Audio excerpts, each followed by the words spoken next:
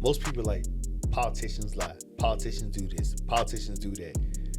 But now people like you have people saying, well, at least he told the truth. He's doing what he said he was gonna do. Like some people even say like he's the evil genius, or he's the person who can he's the ultimate. What's the word? Like the ultimate person who's in front of people. Like he's the ultimate. I don't want to say performer. You mean 47 is doing what he said he's gonna do? Yeah. I don't want to refer to him by his name, but 47. Yeah. Go back to basic civics. Look up. A lot of people. You got a lot of people that are out here and they're voting and they're making decisions and they don't even know the three branches of government, what makes them up. They don't even know, their own county commissioners, because they don't know their local government, which affects them the most. But they'll go in and regurgitate things that they hear, hot takes off podcasts and stuff, and instead of doing the actual research. But I don't know if you saw when he took free throws, he said, "Thank you, God." And that right there is touching, because in certain times, we only seem to want to thank God in our best times. But what about the most difficult times? Whew. That speaks volumes about that man's character, because he's injured, he's out for the rest of the season. He knows he's going to be out for the rest of the season, but is still standing that line and had a gall in the guts to say thank you, God, in front of the world. That speaks volumes.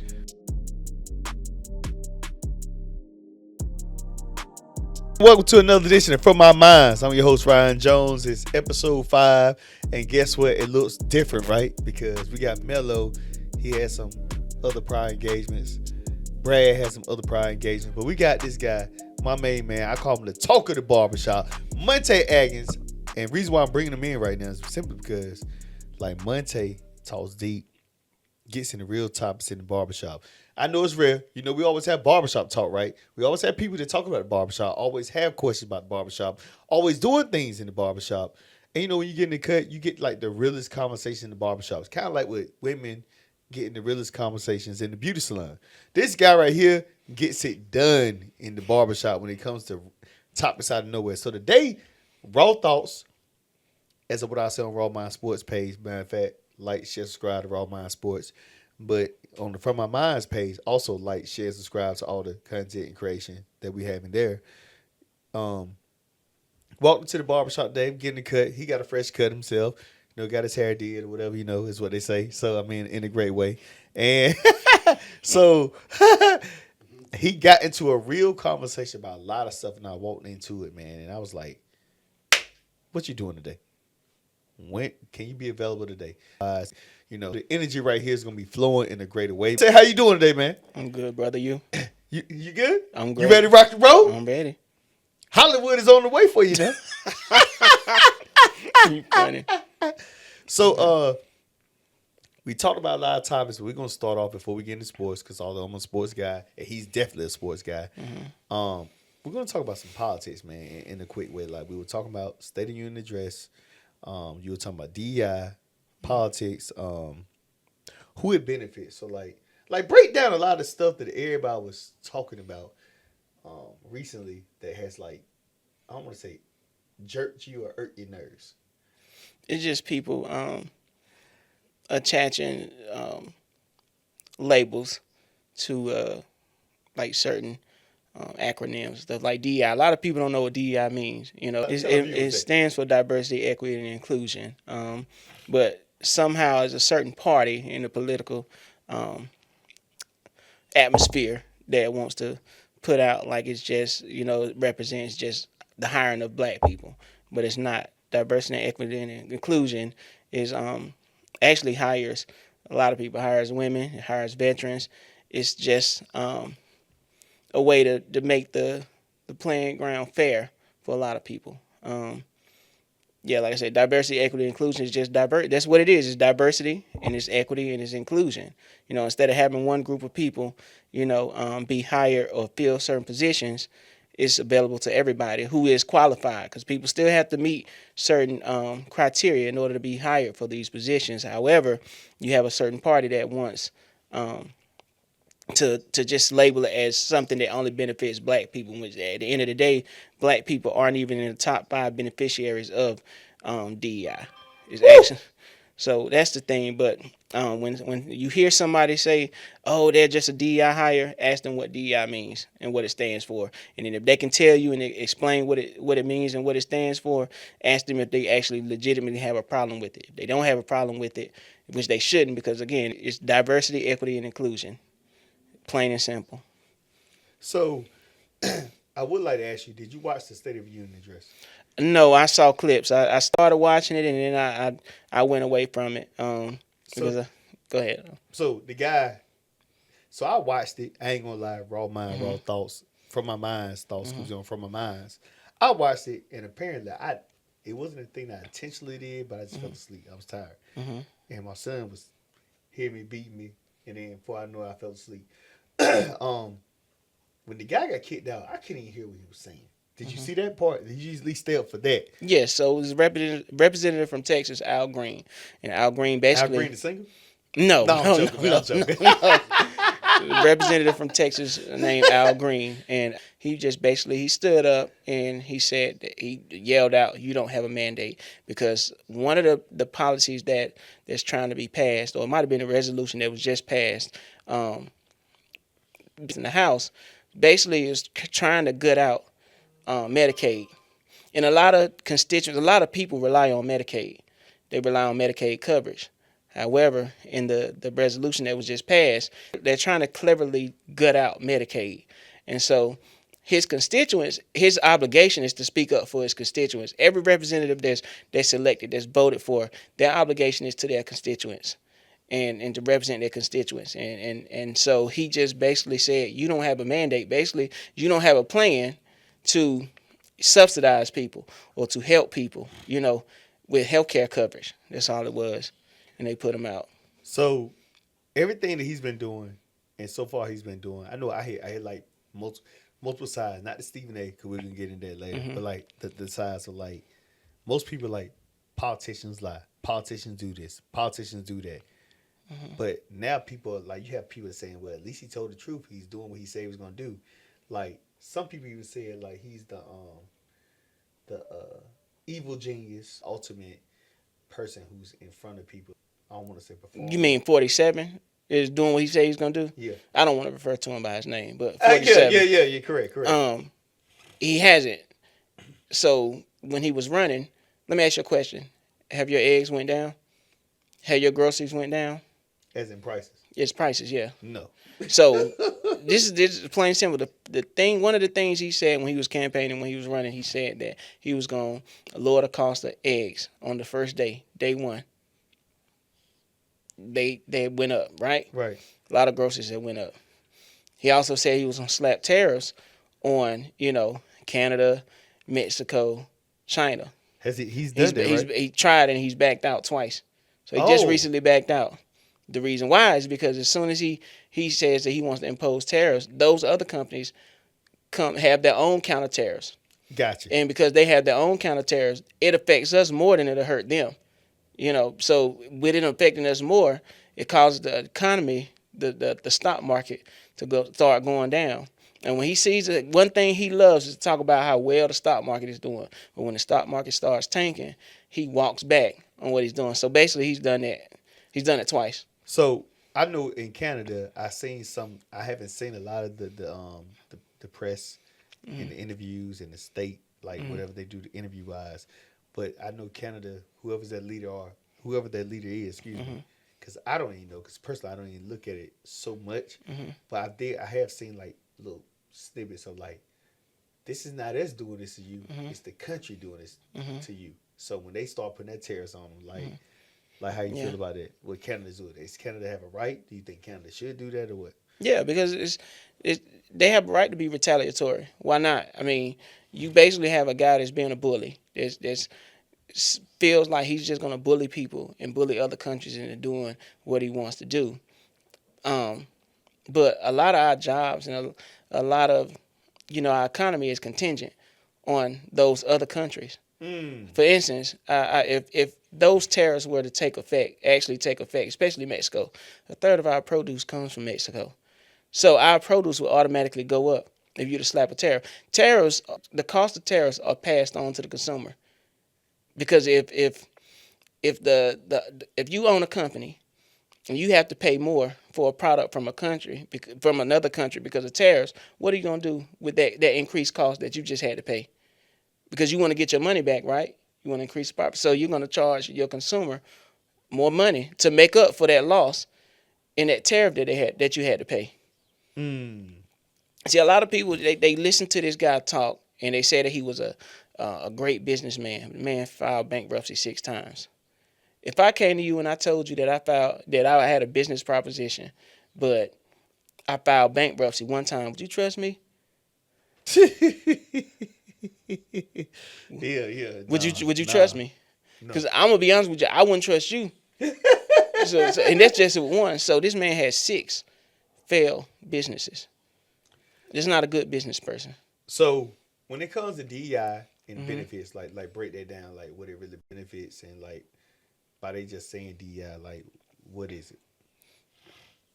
Who does it benefit? The DEI benefits everybody that's not a white male. I'm just gonna be honest. That's who benefit. DEI benefits because the majority of companies and corporations and stuff are owned by, white men, and it keeps them from having to just only hire their buddies and their friends. They have to then go out and look for qualified talent. But the majority of people that benefit from DEI are actually white women. Then it's veterans, disabled, foreigners. Like I said, we're like number 8. Black people don't even benefit the most from DEI. So my next question is, before we get off the topic, because we're gonna get to real sports Yeah. and stuff like that.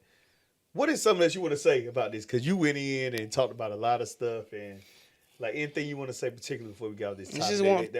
I just want people to, educate themselves before they go on these certain podcasts and just listen to all these guys, say the most ridiculous things. Go back to basic civics. Look up. You got a lot of people that are out here and they're voting and they're making decisions and they don't even know the 3 branches of government, what makes them up. They don't even know, their own county commissioners, because they don't know their local government, which affects them the most. But they'll go in and regurgitate things that they hear, hot takes off podcasts and stuff, instead of doing the actual research. All right, so we're gonna go to the next topic, man, real Right. quick, man. Before we get into some recent events, Kyrie Irving got hurt. You saw something. This is from my minds and raw mind, raw thoughts. And one thing about me, I like to bring up stuff that hits the minds. You saw something a few minutes ago. You probably went on social media. You saw a post. You saw one of our fellow hosts, discuss about Kyrie Irving and stuff and how he felt about Kyrie Irving. You saw it. You looked at it. I ain't gonna say you looked at all of it, but just about you looked at it enough to where you say, you know what, you started talking. So I felt like in raw mind, raw thoughts, and my thoughts in sports, you already went into like it's time to talk. So like you saw enough. Like, how do you feel about the conversation? Hopefully Kyrie gets well, gets better, healthy. So I'm not anybody's injured and anything like that. But I guess the conversation was based upon, for sure, Hall of Famer, glorified ball handler. How you feel about it? He's a Hall of Famer. He's more than just a ball handler. Is he probably the best ball handler we've seen? Probably so, the best we've seen. But he's an efficient shooter. He's great from the free throw line. He's a great team player. His game has actually evolved. He averaged more assists. He's a team leader. He got a lot of scrutiny a few years back. Pretty much, the media tried to crucify his character, but he still, he persisted and he came back better. And he's a Hall of Famer. Good guy, great character. When he injured himself, I don't know if he had to take free throws, but I don't know if you saw when he took free throws. He said, "Thank you, God." And that right there is touching, because in certain times, we only seem to want to thank God in our best times, but what about the most difficult times? Whew. That speaks volumes about that man's character, because he's injured, he's out for the rest of the season. He knows he's going to be out for the rest of the season, but is still standing that line and had a gall and the guts to say thank you, God, in front of the world. That speaks volumes. Yeah, I feel the same way. Like, man, when I think of people and players like him, like He don't get in trouble. You Mm-mm. don't hear about him in the media for doing some nonsense or Mm-hmm. whatever. So like, nah, it hits different. Like Mm-hmm. to see him where he's at. Nah, I ain't got him below Kyrie. But now the next question: topics of the day. Mm-hmm. Topics of today. Mm-hmm. Stephen A. Smith gets confronted by 6'8". They probably say 275, 245. I don't know how much he weighs. He stay in so much great shape. Yeah. LeBron James, and LeBron comes at him like, how do you feel about it? Because that was one of the topics I ran into. Because we were talking about ESPN, we were talking about other networks. Well, you were talking about other networks, and I just walked and I in the barbershop, and I saw to myself like he was going in. So let's talk about that first. We get into more stuff. How Sports do how do I feel about it? about Stephen A. getting like LeBron James. Con- Let him know. Confront it. I side with LeBron James. I mean, you could talk sports, but sometimes the media can have a problem with overreaching, overstepping boundaries. And the thing that Stephen A. did was question LeBron's parenting, and him having to should have him he should have kept his son from playing, saying that his son had averaged 0.3 points per game, and mind you, his son was the 55th pick. You know, no years prior to this had this much attention been focused on the 55th pick. Of course it's LeBron's son, but he's still the 55th pick, and it's probably like 77 other guys in the league that average 0 points. And for Stephen A. to consistently and always talk negative about LeBron, it's always something negative. He's a complete LeBron hater and MJ Glazer. LeBron is always something with LeBron, and it's to me it's terrible. Um, I agree with LeBron. I would have addressed him too, because at the end of the day that's his child. And when you could talk about his game, criticize his game, but when you go to talking about what a man should do as far as not, allowing his child to play because of them in the media, no, he's the 55th pick. Leave that child alone. He went to the G League. He worked his way back. He did pretty well in the G League, as I recall, right? So he worked his way back on the team. No, I agree, man. So like for me, like Stephen A. Mm-hmm. LeBron's LeBron. LeBron is there. Stephen A's got this $100 million contract. Like how do you feel about? Because years ago, Stephen A. got fired almost. Mm-hmm. He came back. He was a different person. But once he came back, everything changed. Like, how do you feel overall about Stephen A. in the world he's in? Now, Stephen has his own show, Stephen A. Smith Podcast. He has this. I ain't gonna lie, I would love him to see this show because I know he probably talk junk this after this It's show cool. is about started, and it's cool. They whipped him in line. They whipped him in line, and he had to assimilate. And he's brown nosing. Plain and simple. That's what he's doing. He brown nosing. You'll do anything for the love of a dollar. If that means sacrificing your manhood, Whew. you'll do anything for a dollar. $100 million contract. Yeah, now you're not even $100 million guy. People only know Stephen A. because of Allen Iverson. Because he covered. He was a beat writer for Allen Iverson. Yeah, in Philly. Only reason you know him.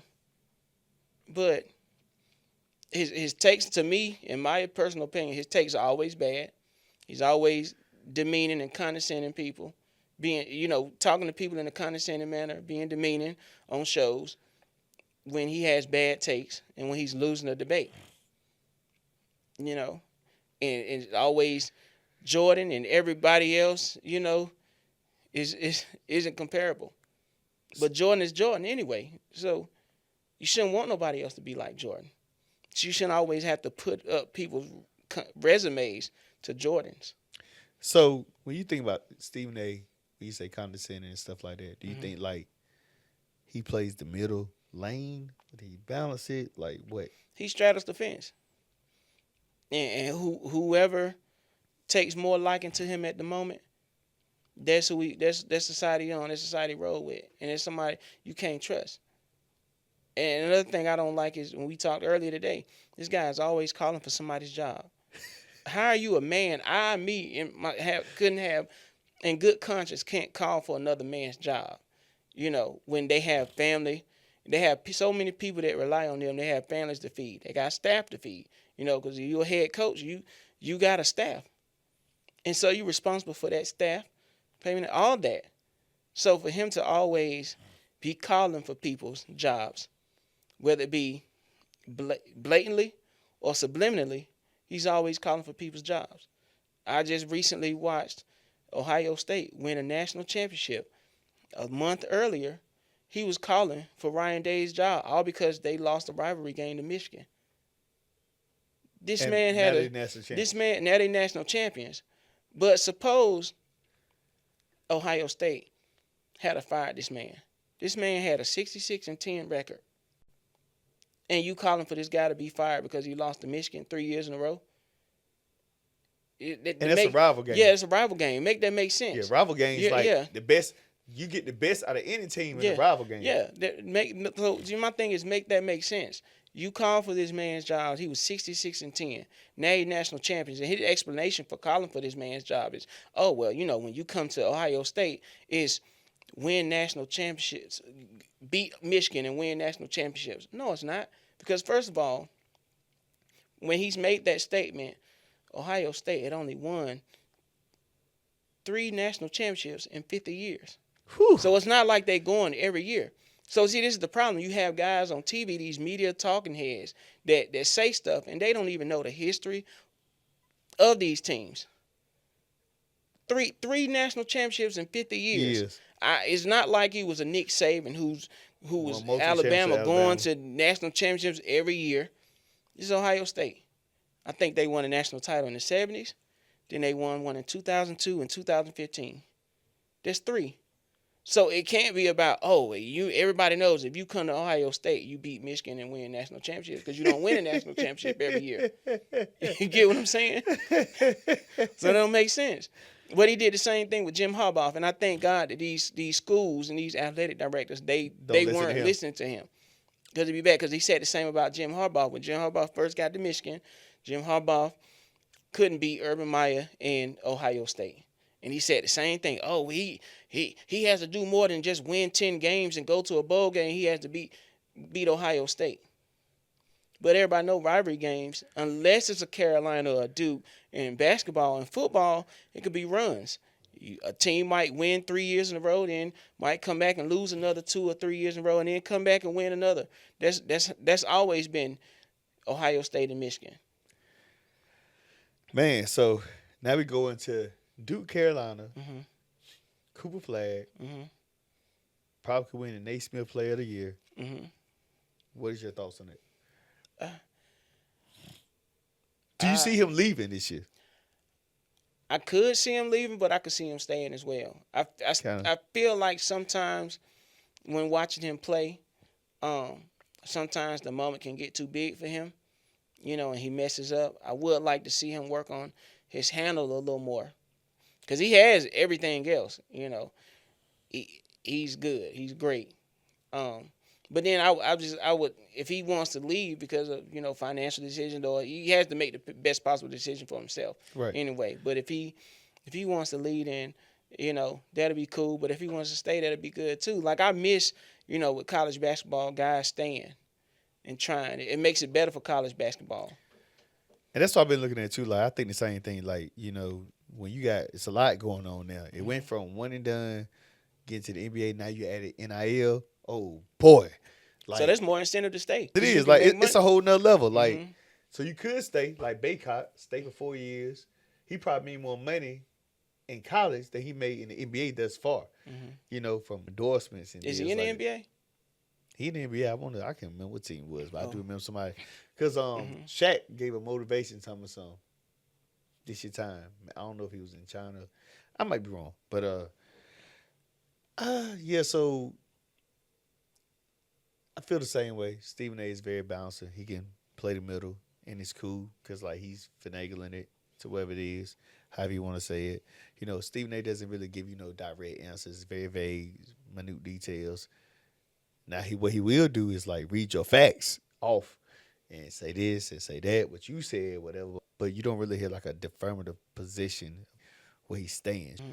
Only time you hear stance is if it's LeBron versus Mm-hmm. Michael Jordan, then you'll get his real issue. The Outside thing of that, about, you ain't getting think it. about Stephen A. He does a lot of, and it's, I get it. It's his job to critique at times, but sometimes he can go overboard. And then his thing is his fallback. Oh, but I love you, brother. Well, you can't. Don't get me. This is the thing. Don't get me wrong, but I love you, brother. I love you. And Well, that's what you softens can't. it, Yeah. so where he can actually say what he won't But say. at the end of the day, you can't say you love somebody, but you all every opportunity, every chance you get, chop them down, try to assassinate their character. You know, you can't do that. And speaking of that, he loves Jerry Jones. He loves the Cowboys. Are you tired of him talking about the Cowboys? I'm tired of him talking about the Cowboys. I'm tired of calling coward. I'm tired of all the media outlets. I'm tired of them talking about the Cowboys. And you a diehard Cowboys fan. And I love the Cowboys. But they talk about the Cowboys every single day. Love the Lakers. They talk about the Lakers every single day. Like, there are 31 other teams in the NFL. And what, NBA has 30 teams, right? Yeah. So you got 29 other teams in the NBA. Why not talk about what Cleveland is doing? Right. Oklahoma City is doing. Them guys balling. That's a story in itself with Cleveland, what they're doing post the LeBron James era. I was saying to myself, like, did anybody ever expect? I said something the other day on Instagram, like, did anybody ever expect, like, the Cleveland Cavaliers to be playing this good without LeBron James? They on pace to have a better record than when LeBron was ever there for the regular season.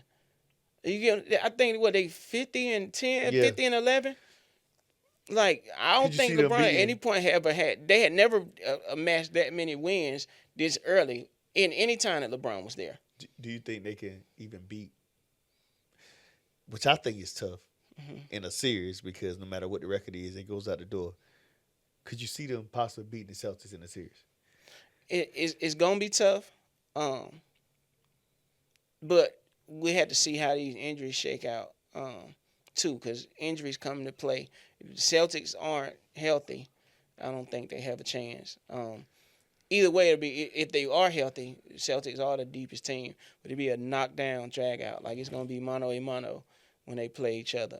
But I would love to see Cleveland beat the Celtics. I would like to see them go to the finals.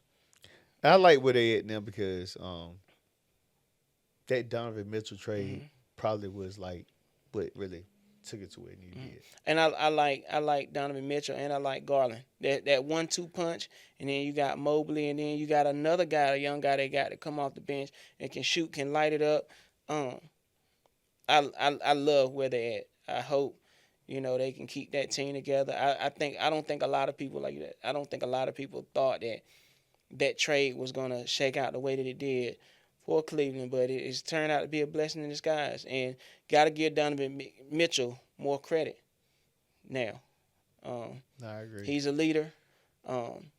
He just didn't have the help in Utah, and it was in the tough West. But but the East has gotten stronger too, though. The league's kind of, to a degree, gotten balanced a little bit. But the East has gotten, he's doing good in the East, and I'd like to see where they go. Well, my guy Monte is here. Before we get off of From My Minds, I call this the From My Minds Minute, where, like, I never ask people this. I never talk to people about this. I like to get your From My Minds, very authentic, something you want to discuss in a minute that you haven't discussed. You put me in the spot. Something That's what we usually do. Like, we have a minute show where you want to talk about something that we don't have, like, on the show, to where you can discuss whatever it is. It don't matter what realm it's in. It could be rap. It could be politics. It could be sports. It could be love. Whatever. Tune into that ladies league, Unrivaled. I like that. I've been checking it out. They had a one-on-one. The NBA can take notes. I like that, Unrivaled. They have like a one-on-one competition, and I love to see the NBA, incorporate that into it. I think what the WNBA is doing, and with the Unrivaled League is very it's something, it's innovative. And I like it. And so I would like for the NBA to draw from that, because NBA ratings have went down. I don't know how they're gonna get them back up, but maybe they have something like that. Because right now I'm just not feeling the NBA too much. Too much 3-point shooting. High percentage twos beat low percentage threes all day. That's how LeBron. That's how LeBron and Cleveland beat Golden State when they came from 3-1 deficit. That's how they won. So, And I told my buddy and my cousin, because he didn't believe. A lot of people didn't believe that they were gonna come back and win that series. And I told my cousin, and I said, all they have to do is attack the paint, put pressure on them. High percentage twos beat low percentage threes and all it's a day. team in the West that does that people ain't even talking about. That does that a lot, and that's the Denver Nuggets. They've been shooting some threes a few times, but Denver Nuggets, series-wise, the game gets slower. I think Denver Nuggets are going to be a team that you're not going to deal with in the playoffs because they're going to be slow with Jokic, and it's going to be high percentage, a whole lot of high percentage twos with them. I mean, they kick out and go. Yeah. With that being said, man, anything else you want to talk about? I'm good for right now. But there we go, man. From Our Minds, man. Subscribe on Instagram, YouTube. Check out our latest episodes. Any episodes we have 3 episodes already up. Episode 4 will be out very shortly. Then we're going to have episode 5 here with me and Monte, handling business. It was dope, to have Monte up here. Spur of the moment. But that's what makes the beauty of this podcast is that we have spur of the moment moments, and it was kind of good to have, like, a guy like him come on. And I know me and him going to be rooting on Duke tomorrow to beat Carolina. Yes. It feels good because, like, when I'm here with my main man Mello and Brad, like, they're both Carolina fans, so I'm just sitting here in the sandwich. Yeah. With that being said, from our minds, we are out.